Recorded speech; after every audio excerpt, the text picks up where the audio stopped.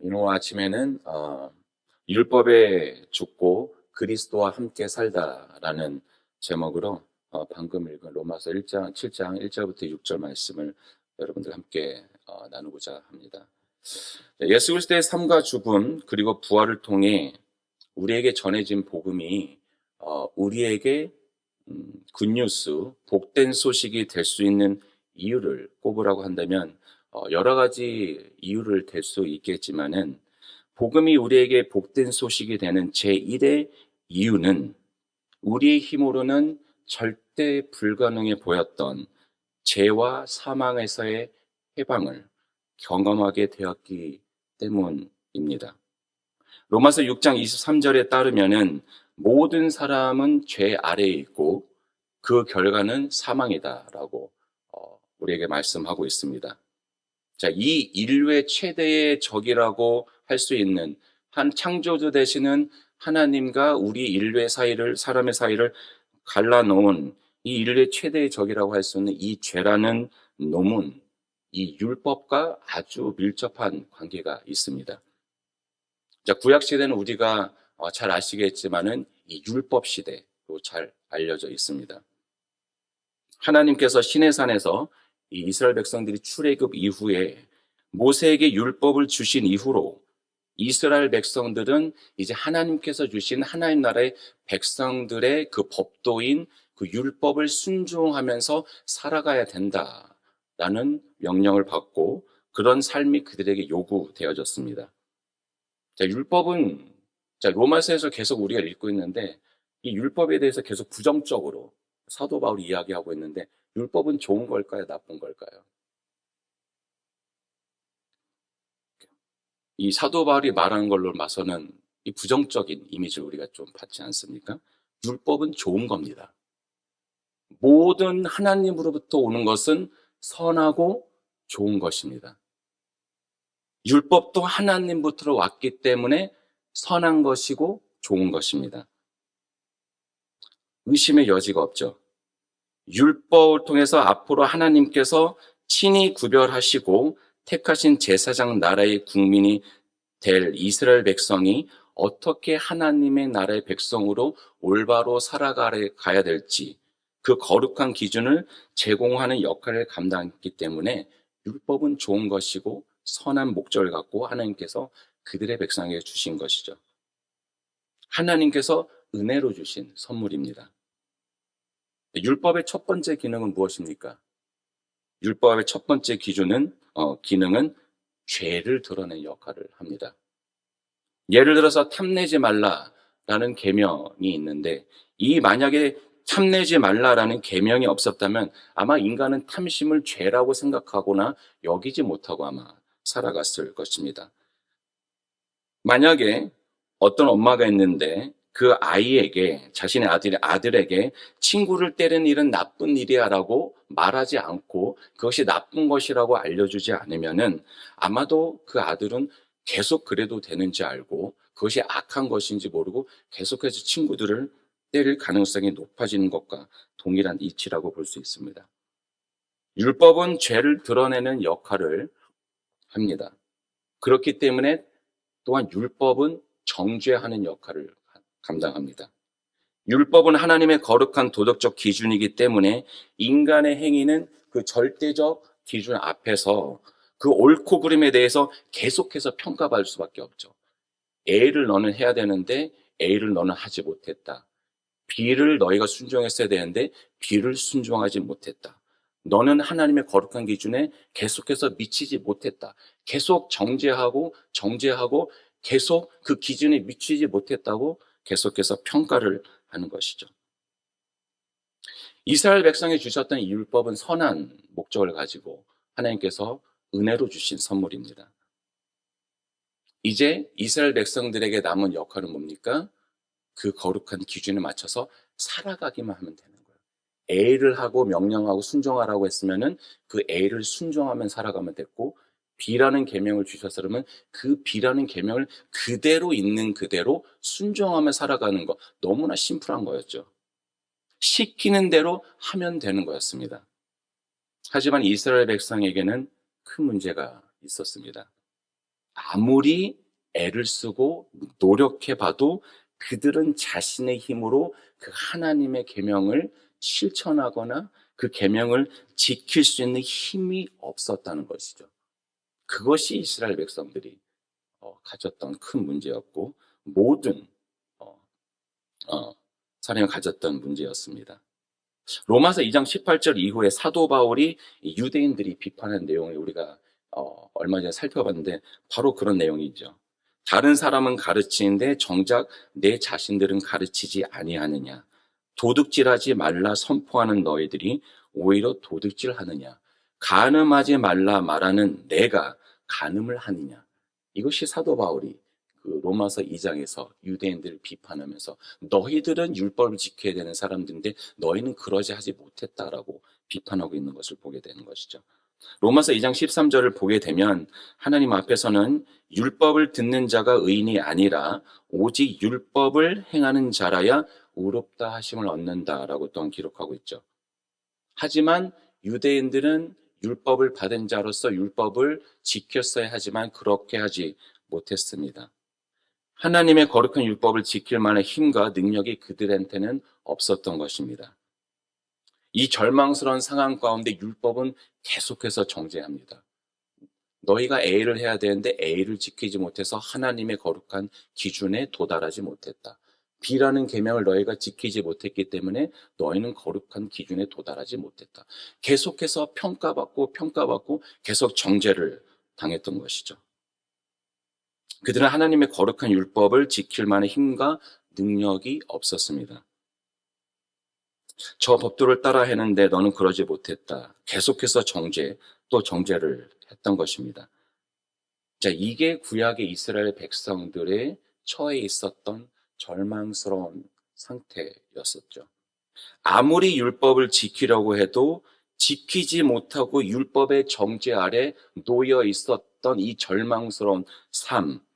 그렇기 때문에 그들은 율법에 대한 불순종, 그 결과에 따른 하나님의 심판, 결국은 멸망.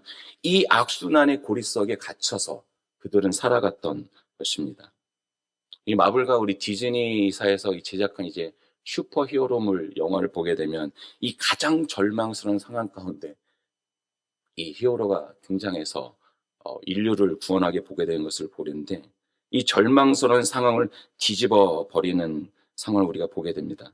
마찬가지로 예수 그리스도가 하나님의 계획에 따라 인간이 스스로 구원할 수 없는 가장 절망스러운 상태 가운데 처해 있을 때 예수 그리스도께서는 하나님의 계획에 따라 이 땅에 오시게 되었고 그분의 삶과 죽음과 부활을 통해서 인간이 충족할 수 없었던 이 모든 율법의 요구를 충족하셨습니다. 이제 그를 믿는 믿음을 통해 그 어떤 죄인이라고 할지라도 그리스도를 믿는 믿음으로써 그 하나님의 의가 충족되고 그 의가 우리한테 전가돼서 그 결과 우리는 죄사함을 받게 되고 구원과 영생을 선물로 얻을 수 있는 길이 열렸죠. 이게 바로 복음이 좋은 소식이 될 수 있다는 이유입니다. 우리의 힘으로는 도저히 그 율법의 요구를 우리가 감당하고 충족시킬 수 없고 그 결과 구원으로 나아갈 수 없었지만 예수 그리스도가 오심으로 말미암아 그가 본인의 삶으로 그의 삶을 살아내셨고 또한 죽으셨고 부활하심으로 말미암아서 이제는 그분을 믿는 믿음으로써 누구라도 이제는 그분을 믿는 믿음으로써 믿었을 때 그 그리스도께서 받으셨던 의가 옷으로 만들어져서 그 옷이 우리한테 입혀지는 것입니다. 그리고 하나님께서는 그 옷을 입고 있는 우리를 바라보시면서 내가 의롭도다 라고 칭하시고 우리한테 선언하시는 것이죠. 내 자신이 잘나서 율법을 우리가 온전히 충족시켜서 우리가 의로운 사람이기 때문에 내가 의인이다라고 우리한테 말씀한 것이 아니라 그리스도께서 그 의를 다 충족시켰고 우리가 그를 믿는 믿음으로써 그 의의 옷을 우리가 덧입었기 때문에 그 옷을 보시고 네가 의인이다라고 하나님께서 우리에게 선포하시는 것, 이것이 바로 복음의 정수이자 핵심입니다. 그리고 이 모든 것은 우리의 능력이 아니라 전적으로 하나님의 은혜에 의해서 주어졌다라는 것이죠. 모든 것이 주님의 은혜로 이루어졌습니다. 방금 제가 지금까지 설명드렸던 이 모든 것은 골로새서 1장 13절에 가서 보기에는 이렇게 요약하고 있습니다. 그가 우리를 흑암의 권세에서 건져내사 그의 사랑의 아들의 나라로 옮기셨다. 복음을 받아들이고 구원받고 하나님 나라의 백성으로 살아간다는 것은 나라를 옮기는 것과 똑같다라는 말씀입니다. 나라를 받고 살면 제일 먼저 발생한 일이 무엇이죠?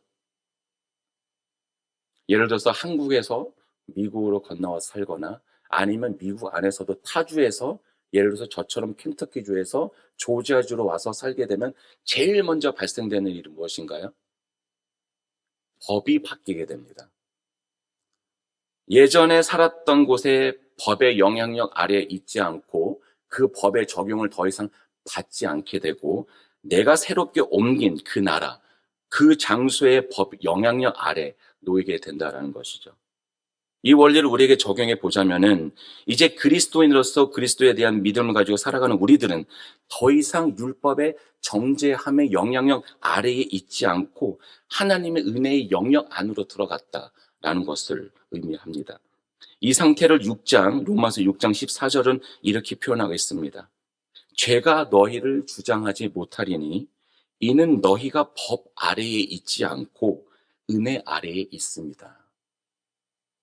더 이상 우리는 율법의 정죄함, 허덕이면서 그 법을 지키려고 살아가지 않아도 되고 오직 예수 그리스도를 믿는 믿음으로써 은혜로써 용서받은 삶을 살아갈 수 있게 된 것, 그것이 복음의 능력입니다. 다시 말씀드리면 이제 우리는 율법에 대하여 죽고 예수 그리스도에 대하여 살게 되었다는 것을 의미하죠. 율법의 그 영향력 아래서 해방되어서 예수 그리스도와 연합해서 살아가는 은혜의 삶, 용서의 삶, 정죄 없는 삶, 그게 바로 우리 그리스도인들이 복음을 받아들인 이후에 살아가는 삶이라고 성경은 우리에게 말합니다. 서론이 좀 길었지만 사도 바울이 오늘 본문인 로마서 7장 1절부터 6절까지 말씀에서 이 동일한 내용을 이 결혼이라는 그림 언어를 통해서 우리에게 이 똑같은 내용을 설명하고 있는 것이죠. 오늘 본문은 그리스도인이 된다라는 것은 마치 결혼하는 것과 같다라고 설명하고 있습니다. 그리스도인이 된다는 것은 누구와 결혼하는 것인가? 그 상대방, 대상은 누구죠? 우리의 신랑 되는 예수 그리스도와 함께 혼인 관계로 들어가는 것이다. 그게 그리스도인이 되는 것이다라고 설명합니다. 자, 하지만 그리스도와 연합되기 위해서는 그리스도를 신랑으로 맞아들이기 위해서 먼저 선행되어야 되는 게 있다라고 오늘 본문은 우리에게 설명합니다. 그것은 무엇이죠? 전 남편과의 관계를 정리해야 된다. 새 신랑을 받아들이기 위해서는 전 신랑과의 관계를 말끔하게 깨끗하게 정리되어야 된다라고 바로 갑자기 뜬금없이 이게 무슨 말인가 하실 텐데요. 1절을 보면 사도 바울의 주장을 이렇게 시작하죠. 법이란 사람이 살 동안만 그를 주권한다. 즉 법이란 사람이 살 동안만 그를 구속하고 그에게 영향력을 끼친다라고 말하고 있습니다. 2장 3절을 보면 바울은 계속해서 주장합니다. 2장 3절에 나오는 바울의 주장에 담긴 논리는 이렇습니다. 남편이 있는 여인이 있는데 남편이 살아있을 동안만 그 법적 구속력이 있어서 그 남편 말고 그 남편만 다른 사람과 관계를 하거나 다른 사람과 관계를 형성하지 못한 그 남편과의 관계 속에서만 지내야 된다고 이야기하고 있습니다. 만약 혹시라도 여자가 딴 마음을 품고 남편이 두 눈을 시퍼렇게 뜨고 살아있는데 다른 남자한테로 가게 되면 그것은 간음죄를 짓는 거다라고 설명하고 있습니다. 여기서 여자라는 것은 이 그림 언어는 이 믿는 자들을 상징하고 있고 자, 남편은 율법을 상징한다고 볼 수 있습니다. 자, 하나님을 믿기 위해서 믿는 자들이, 하나님을 믿고자 하는 자들이 율법에서 벗어나는 방법은 단 하나밖에 없습니다. 오늘 본문에서는 그 방법에 대해서 이야기하고 있는데 오직 죽음을 통해서만 가능하다. 그 남편과의 관계를, 전 남편과의 관계를 끊기 위해서는 죽음을 통해서만 가능하고 그 이후에 새 신랑한테 새 신랑 대신 예수 그리스도에 갈 수 있다라고 설명하고 있죠. 제 말이 아니라 오늘 본문에 나와 있는 말씀입니다. 2장 3절에서는 2절과 3절을 보게 되면 바울이 계속 율법을 상징하는 남편이 죽으면 이런 표현을 반복하게 있는 것을 우리가 보게 되죠. 하지만 이 남편을 상징하는 율법, 이 율법이 죽을 수 있는 건가요? 율법은 죽을 수가 없습니다. 죽지 못하죠. 그렇기 때문에 사도 바울은 이 4절에 가서 죽어야 되는 대상이 율법이 아니다 여자라고 바꿔서 말하고 있는 것을 보게 됩니다. 우리와 같이 예수 그리스도를 믿는 자들이 죽어야 된다라고 이야기하고 있는 것이죠. 4절은 이렇게 말씀하고 있습니다. 내 형제들아 너희도 그리스도의 몸으로 말미암아 율법에 대하여 죽임을 당했다. 여기서는 여자들 내 형제들아라는 말로 바꾸고 있죠. 그리스도를 믿는 자들 그들이 율법에 대해서 죽임을 당했다라고 이야기하고 있습니다. 그리고 계속해서 사도 바울은 설명을 이어갑니다. 이는 다르니 곧 죽은 자 가운데서 살아나신 이에게 가서 연합한다라는 말이죠. 새 신랑과 함께. 오직 죽음을 통해서만 옛 신랑인 율법으로부터 해방되어 새 신랑 되시는 예수 그리스도한테 가서 그분과 함께 연합될 수 있다라는 이야기를 하고 있습니다. 자, 근데 해방이 목적이 아니라 해방 그 자체가 목적이 아니라 해방의 목적은 무엇이라고 설명하고 있습니까? 4절 마지막 부분을 보면 해방의 결과 우리가 하나님을 위하여 열매를 맺게 하는 삶을 살게 하기 위해서라고 설명하고 있습니다. 바울은 하나님을 위해 열매 맺는 삶을 위해서 율법에서 해방되어 그리스도와 연합하게 되었다라고 말하고 있습니다. 죽는다는 것은 모든 것을 바꿔놓습니다. 죽음은 모든 것을 바꿔놓죠. 판세를 뒤집어 버리죠. 우리는 예수 그리스도와 그분의 십자가를 믿는 순간 예수 그리스도와 함께 장사되어지고 그와 함께 죽습니다. 옛 신랑 되는 율법과의 관계가 끊어지게 되는 것이고 그리고 죽음으로 끝나는 것이 아니라 예수 그리스도와 연합해서 다시 그와 함께 부활하게 된다라는 것이죠. 복음은 관계의 문제입니다. 무엇과 내가 관계하는가? 우리는 예수 그리스도와 연합하게 됐고 복음을 믿는 순간 그분의 새 신랑으로 우리의 삶으로 맞아들이게 된 것이죠. 이를 통해서 우리는 비로소 우리를 정죄하던 그 율법과의 관계는 끊어지고 예수 그리스도와 새로운 관계로 우리는 들어가게 된 것입니다. 우리에게 새로운 신분이 주어지고 새로운 정체성을 가진 사람들로 재창조되었습니다.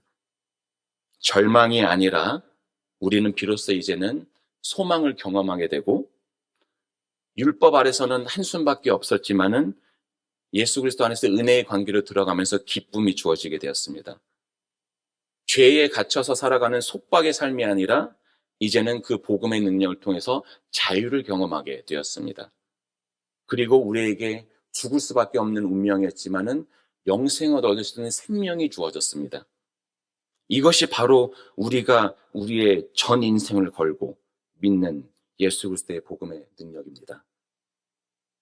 사랑하는 예수 소망의 성도 여러분, 우리 그리스도인들은 더 이상 율법의 저주 아래 있지 않습니다. 우리는 율법에 대해서 죽었고 그리스도와 함께 새로 연합해서 살아가는 자들로 부름받았습니다. 새로운 관계로 들어가게 된 거죠. 이제 더 이상 내가 하나 이걸 어떻게 해야 될까? 저것을 어떻게 해야 될까? 내가 이것을 해서 하나님께 몇 점을 받아야 될까라는 그 율법 아래에서 살았던 삶을 살아가지 않아도 되고 하나님께 점수를 따기 위해서 그 두려움에 얽매여 살아가지 않게 되었습니다. 이것이 바로 복음이 우리에게 주는 자유함입니다. 하나님의 은혜로 말미암아 더 이상 하나님께 내가 몇 점을 받아야 될까라고 일희일비하지 않고 살아가게 된 삶. 그것이 바로 복음의 능력이죠. 이제 우리는 하나님과의 은혜의 관계 속에 들어가 자유를 누리며 살아가게 되었습니다. 하지만 이 자유라는 것을 우리가 오해하면 되지 말아야 되는 것이 내가 율법에서 해방되었다 라는 것이 전부가 아니라 율법에서 해방되었다를 다른 말로 표현하게 되면 이제 나는 그리스도에 속한 자다라고 선포하는 것이라는 겁니다. 그것이 그리스도인이 누리는 참 자유라는 것이죠. 내 멋대로 살 수 있게 되었다라는 것이 아니라 거기서 나는 자유에 대해서 멈추지 않고 나는 이제 주님과 함께 결혼한 자다. 주님께 속한 자로 부름받았다라는 정체성을 받게 되었고 그런 거룩한 고백 속에 살아가도록 부름받은 자들이라는 것 우리는 기억해야 됩니다. 자, 주님께 속하게 되면 어떤 일이 반드시 일어나게 됩니까? 거기서 멈추는 것이 아니라 하나님을 위한 열매를 맺는 삶으로 이제는 나아가게 됩니다. 갈라디아에서 나오는 성령의 9가지 열매 다 기억하시죠? 온유, 화평, 사랑, 기쁨, 절제와 같은 성령의 열매들, 이런 의의 열매들을 우리가 우리의 삶 속에서 맺으며 살아가게 되었습니다. 날마다 그리스도의 모습을 닮아가고 그분의 형상을 닮아가는 자들로 우리가 부름받았다는 것이죠. 6절에서 말씀하고 있는 것과 같이 율법 조문에 묵은 것으로 하나님을 더 이상 우리가 섬기는 자들이 아니라 성령의 새롭게 하신 능력을 덧입어 하나님께 우리가 순종하며 살아갈 수 있는 삶을 살아가게 되었다는 것이죠. 여전히 우리는 율법은 아니지만 그리스도의 법을 따라가며 살아가는 자들입니다. 하지만 율법 시대와 다른 점은 율법 시대에 살았던 이스라엘 백성들에게는 율법은 주어졌지만 그것을 온전히 순종할 수 있는 능력과 힘은 제공되지 않았다는 것입니다. 그렇기 때문에 본인의 힘으로 그 어려운 삶을 살아가기 위해서 아무리 애를 써봐도 그들이 계속해서 또 실패를 할 수밖에 없었습니다. 하지만 은혜의 시대를 살아가는 우리 신약의 성도들은 이제는 네가 네 힘으로 나를 순종하는 것이 아니라 나의 법도를 순종할 수 있도록 성령을 보내서 내가 그것을 가능하게 만들어줄게. 성령을 통해서 이제는 하나님께 우리가 온전히 순종할 수 있는 자들로 부름받았고 그렇게 만들어주겠다고 약속해. 그것이 바로 하나님의 은혜이고 복음의 능력입니다. 복음은 위대한 것이고 복음의 능력은 위대합니다. 더 이상 우리는 율법의 정죄함 가운데 계속해서 죄를 짓도록 살아가는 삶이 아니라 예수 그리스도가 함께 장사되고 죽었고 그분과 함께 다시 부활했고 또한 그 복음의 능력대로 살아갈 수 있도록 하나님께서 성령을 우리에게 보내주시겠다고 약속하셨고 우리에게 성령을 보내주셨습니다. 이제는 우리는 하나님의 은혜 안에서 복음의 능력에 따라 살아갈 수 있도록 하나님께서 그 길을 우리에게 열어주셨습니다. 오늘도 하나님 앞에서 끊임없이 점수 따기 위해서 삶을 살기 위해서 허덕이는 삶이 아니라 하나님의 은혜 아래서 자유롭게 살아갈 수 있도록 우리가 부름받았음을 기억하시는 아침이 되시기를 바랍니다. 그 자유를 누리면서 하나님을 위한 의의 열매, 성령의 열매, 순종의 열매를 맺고 살아갈 수 있는 그리고 그런 삶을 경험하시고 율법의 정죄함에 난 더 이상 놓였지 않다. 하나님의 은혜로 나는 말미암아 살아가는 자라는 정체성을 갖고 오늘 하루도 승리하시면서 살아가는 그 하나님의 축복을 경험하시는 예수님의 모든 성도님들 되시기를 주님의 이름으로 축복하며 기도합니다.